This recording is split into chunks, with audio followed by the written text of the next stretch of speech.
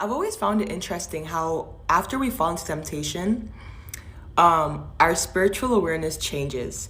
And I mean it in the sense that before we fall into temptation or when we're being tempted, we're able to identify, oh, this is the enemy. This is the enemy that's tempting me right now. I'm under spiritual attack.